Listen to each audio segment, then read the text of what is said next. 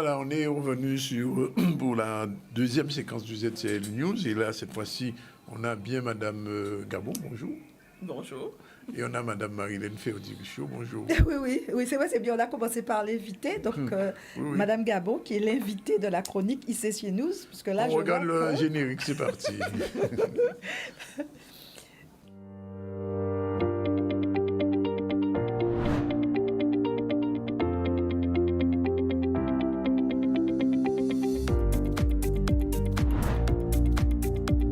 La chronique Culture et Cinéma News, c'est tous les vendredis à 13h dans le ZCL.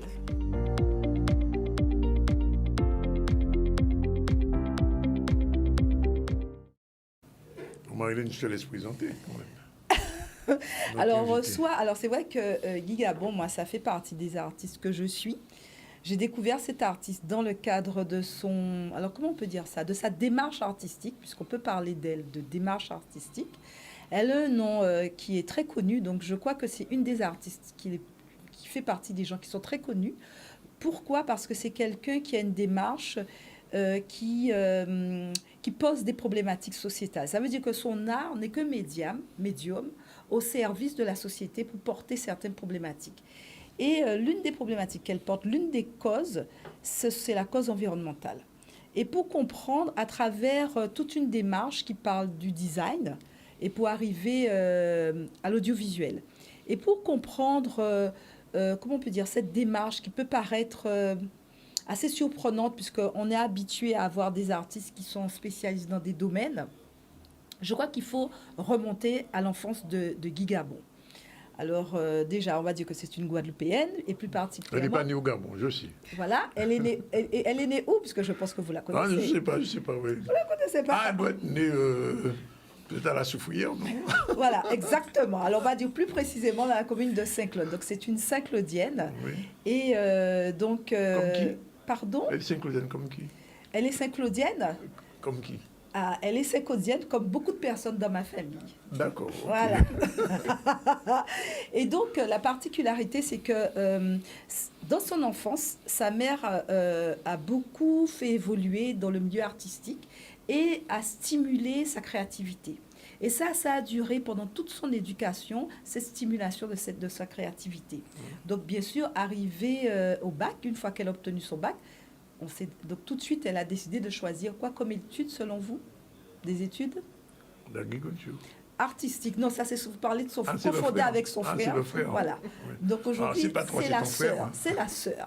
Et donc, elle a décidé de faire des études artistiques tout naturellement. Et contre toute attente, alors que sa mère l'a poussée à développer cette créativité en la stimulant, elle lui a dit catégoriquement non, il n'est pas question. Et ça nous rappelle beaucoup de nos invités que nous avons reçus, et surtout les mères. Je ne sais pas pourquoi, mais à chaque fois, c'est les mères qui sont catégoriques et qui lui disent non, il faut que tu fasses des études qui te permettent de trouver un vrai travail, parce que ça, tu ne pourras pas manger avec ça. Ouais. Et donc, forcément, Guy, qu'est-ce qu'elle a décidé? D'intégrer une école de commerce. Une fois qu'elle a eu son diplôme, elle a travaillé dans la finance, dans des grandes multinationales. Ensuite, elle est revenue au pays. Elle n'est pas restée longtemps à la collectivité régionale, elle a travaillé un peu. Et il y a une opportunité qui s'est présentée. La scène nationale ouvrait ses portes et cherchait un administrateur. Donc, elle a candidaté. Elle a été recrutée en tant qu'administratrice de la scène nationale de la Guadeloupe. Et elle y est restée 7 ans. Et c'est vrai que durant cette période, elle a ressenti ce désir qui était resté jusque-là enfoui, ce désir, c'est d'aller sur de l'artistique qui, au fur et à mesure, a commencé à macérer, à mettre en place une réflexion. Et puis tout d'un coup, il y a un événement qui a accéléré les choses. C'est un événement assez particulier qui l'a fait plonger dans des émotions très compliquées. C'est le décès de sa mère. Donc elle était dans un genre de chaos et déception, mais en même temps une libération. Et qu'est-ce qu'elle a fait, Guy, après le décès de sa mère? Elle a démissionné de la scène nationale et elle a décidé de reprendre des études. Pour faire quoi, selon vous? Des études de quoi? Alors, ce n'est pas agricole, ce ne sont pas des études agricoles. Alors, selon vous, bon, allez, on arrête. Oui, parce que j'ai pas trouvé oui, aujourd'hui, là, des études artistiques. Vous êtes des études artistiques. Oui. Et donc, elle démarra sa carrière d'artiste à l'île de la Réunion. L'île de la Réunion, c'est le point de départ de sa carrière, mais aussi de ces valeurs qu'elle porte, qui sont des valeurs écologiques, de protection de l'environnement. Et donc, elle développait un concept qui est la communication, écoutez bien, éco-responsable. Ah, ça peut, voilà une idée. Pas mal, ça. Pas mal, ça. Oui. Et donc, quand elle est revenue en Guadeloupe, elle s'est dit, ben, tiens, je vais continuer dans ce sens à travailler, mettre ma culture dans un concept éco-environnemental et ça me permettra de porter une cause. Et au moment où elle est arrivée en Guadeloupe, la Guadeloupe n'était pas encore arrivée à ce type de réflexion. Et donc, c'est là qu'elle a commencé à militer pour cette cause-là, d'où son nom de artiviste. Donc, activiste de protection de l'environnement et en même temps une artiste. Vous avez compris le truc là? Artiste, activiste, environnement, artiviste. C'est bon, c'est clair? Ça va. C'est clair. Et donc, elle a cheminé comme ça, toujours présenté des concepts culturels qui mettent en évidence. Donc là, si on peut voir des photos, donc il y a des photos qui sont très emblématiques de ce schéma artiviste. Voilà, donc j'espère que les photos vont arriver. Voilà un exemple. Alors, voilà un exemple. Donc, vous voyez, là, on a très bien compris avec le bleu la protection de l'environnement. Il y a une deuxième photo où on voit qu'elle a un panneau, là. Est-ce que vous pouvez lire ce qui est écrit pour ceux qui... Tous réfugiés climatiques, oui. Tous réfugiés climatiques. Comment elle marche sur l'eau, regarde. Ben voilà, la dame marche sur l'eau. Et voilà, donc on est encore, vous voyez, ces démarches artistiques pour interpeller, des démarches artistiques pour interpeller la société. Parce qu'elle a une conception de l'art, elle dit l'art est au service de la société. Tout à fait. Et donc en 2012, elle décide d'aller plus loin. Elle se rend compte qu'il faut qu'elle aille sur un médium qui est le film, puisqu'il faut savoir que dans la stimulation que lui faisait sa mère l'emmenait tout le temps au cinéma. Donc elle avait cette passion du cinéma et elle se dit, tiens, voilà un médium qui va me permettre de pouvoir toucher encore plus de monde. Et l'un de ses premiers films qui est sorti, qui a marqué, c'est un film qui la concerne. Est-ce que vous vous souvenez de son premier film qui a un nom assez évocateur et qui est un film très intimiste? Non, vous allez me dire. Mauvais genre. Voilà. Mauvais genre. Elle va nous expliquer pourquoi. Et puis son dernier film. Est-ce que vous vous souvenez au moins de son dernier film qui est sorti? Non plus. Je La sais rien. Terre en Je suis là pour héritage. apprendre. Vous n'avez même pas été voir, vous qui soi-disant soutenez les artistes, vous n'avez pas vu La Terre en héritage. Voilà. La Terre en héritage, voilà. Et moi, ce qui m'intéresse, et la première question que je vais poser très connu en plus. Voilà, à Guy, c'est comment... alors, elle a fait des études de commerce. Comment elle a pu capitaliser ses études de commerce donc, et en même temps, ce parcours artistique. Comment s'est fait ce cheminement et comment elle arrive à articuler ce modèle, puisqu'il y a derrière ça, il y a tout un modèle économique, ce modèle économique. Alors bonsoir tout le monde.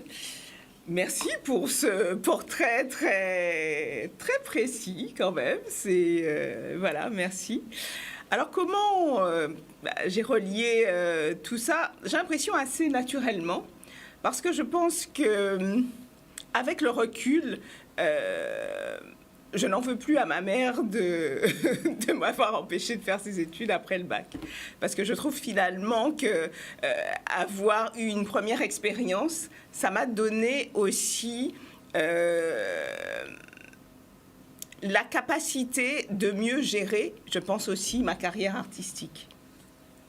Parce que j'ai fait des études de gestion, aussi une aisance dans la préparation des dossiers, l'écriture des dossiers, les demandes de financement. Donc tout ça, tout ce parcours m'a beaucoup aidé, continue à m'aider à structurer, en tout cas, mes projets artistiques.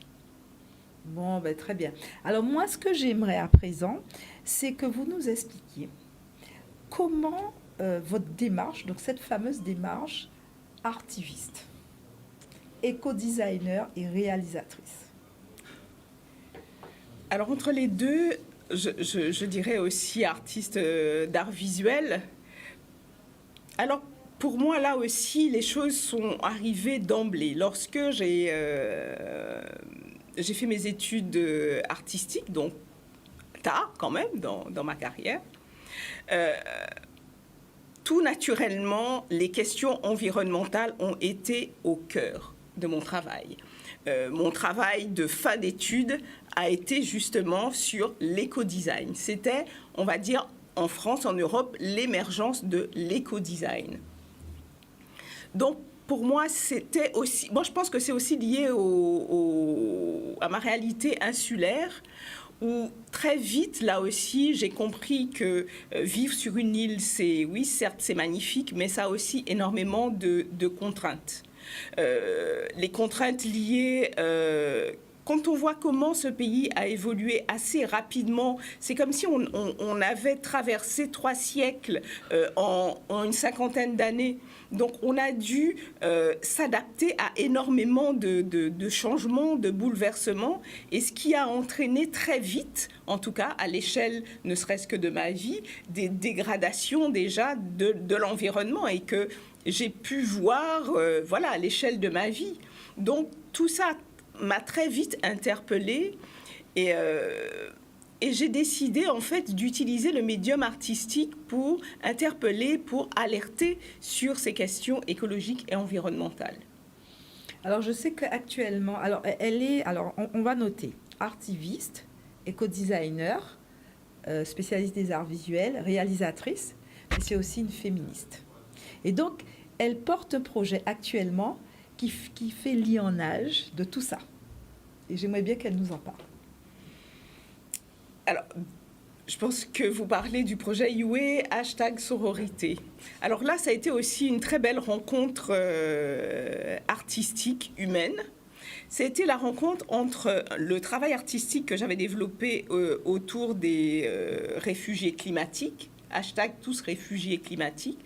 Ça, pour moi, c'est l'une des problématiques les plus prégnantes de nos petits territoires.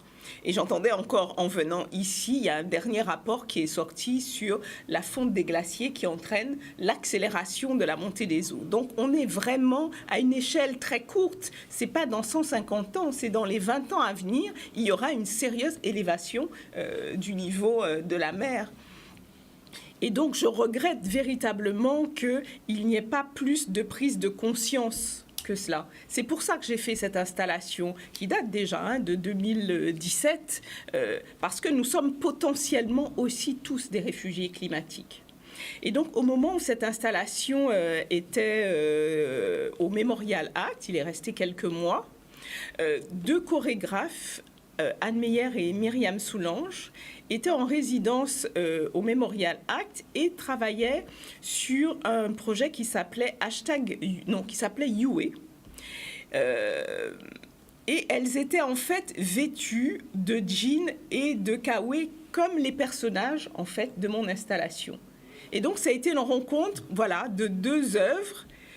Et puis on ne se connaissait pas encore. Et donc on a eu cette envie de se rencontrer et puis de co-créer quelque chose de nouveau qui soit une performance transdisciplinaire et qui rejoigne à la fois ma préoccupation environnementale et la question de la femme.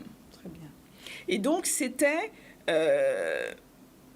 comment interpeller encore d'une autre façon à la fois femmes et écologie, parce que moi je trouve qu'il y a un lien très fort entre la cause féministe et la cause écologiste. Les atteintes qui sont faites à la nature sont aussi les atteintes qui sont faites à la femme.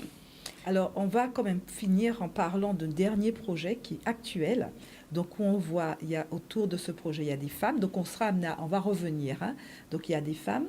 Donc, c'est un projet qui est d'actualité, puisque c'est sur les rimèdes radiés. Les 25 plantes à avoir absolument rimèdes radiés dans son jardin. On va parler brièvement, puisqu'on sera amené à en parler plus longuement. Donc, brièvement. Alors, brièvement, ce projet s'intitule « Atumo rimèdes rasiers en drive ».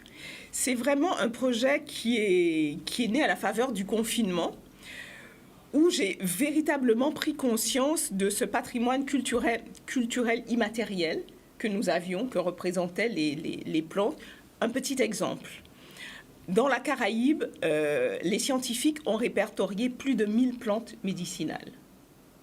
En France, la France hexagonale n'a que 350 plantes médicinales. C'est pour vous montrer l'immense richesse. Et donc, j'ai essayé d'imaginer un dispositif artistique collaboratif et participatif où j'ai réuni, on va dire, plusieurs femmes, plusieurs compétences de femmes, une pharmacienne, phytoaromathérapeute, une phytochimiste, une agronome, une artiste culinaire, une professeure d'art appliqué. Et j'ai imaginé un dispositif pour accompagner en fait dans les établissements scolaires la connaissance autour des plantes médicinales. Et donc par l'implantation d'un jardin médicinal dans les établissements scolaires. Parce que comment préserver un patrimoine qu'on ne connaît pas ? Voilà. Et donc, de toutes les façons, je pense que, M. Zandronis, on sera amené à retrouver ces dames. Ben oui, on va les recevoir avec Madame Gabon, si elle accepte de venir. Oh, ce sera avec plaisir et je ne viendrai pas toute seule. Nous viendrons, voilà, avec une équipe de choc. On vous remercie toutes les deux. Merci. C'est moi qui vous remercie. Et à très bientôt. À très bientôt.